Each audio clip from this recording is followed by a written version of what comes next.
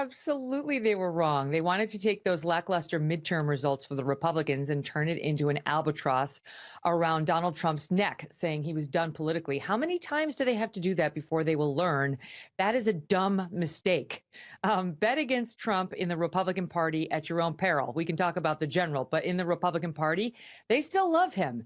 And the fact that Ron DeSantis has a lot of fans too doesn't mean that Trump is not going to secure this nomination. In fact, what we're seeing in the polls now is that when it's a head-to-head matchup, Trump versus DeSantis, Trump sometimes wins, often loses. The most recent poll has him crushing Ron DeSantis by more than twice DeSantis's numbers. But that's where Trump starts to get vulnerable, when it's a two-man race for the Republican primary nomination.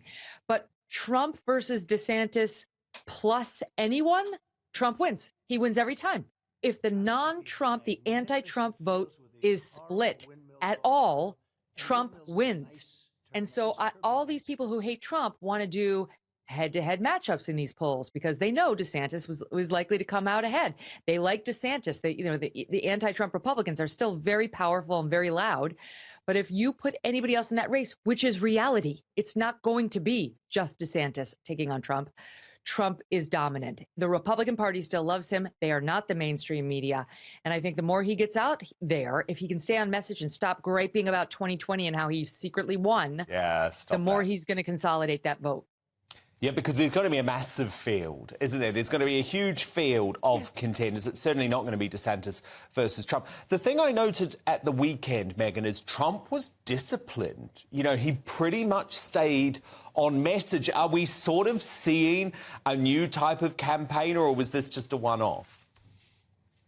We are seeing a new type of campaigner. We saw it in his campaign announcement as well, but there's no way he can maintain it. He can't. It's the thing that made people fall in love with him was when the Clark Kent pulls the shirt open and the Superman comes out, like the one who says all the terrible things and incites people and drives the media crazy and the left crazy.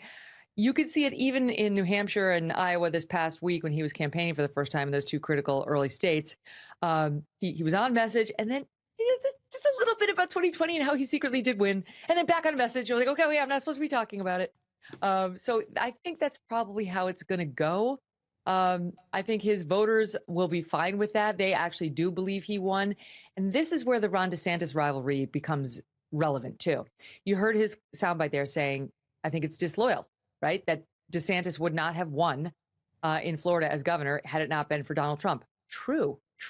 DeSantis does owe much of his political success to Trump.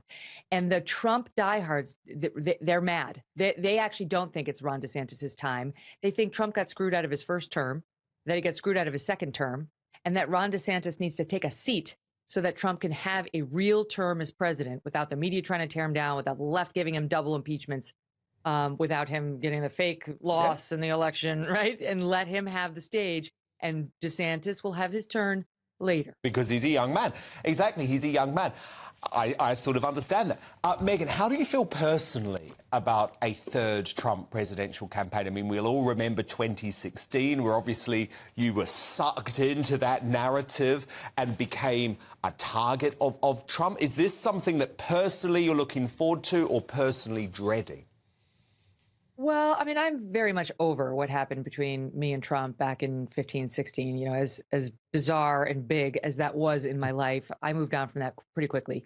This is the problem, by the way, for a lot of the reporters that he attacks. You have to remember, you're not the story. Even if he makes you the story, you owe it to your viewers and your readers to take yourself out of it. That's called being a professional. Too many won't, in any event. So my main thought on it, Dan, is that as a reporter, as a commentator, a news analyst, I love it. Like, don't you want to see it? I'm salivating. I have to be honest, I'm salivating. Totally. I'm not going to lie. I'm salivating over the idea of another Trump campaign, and I'm glad that you are too. I guess it's always going to be the inner journalist in us.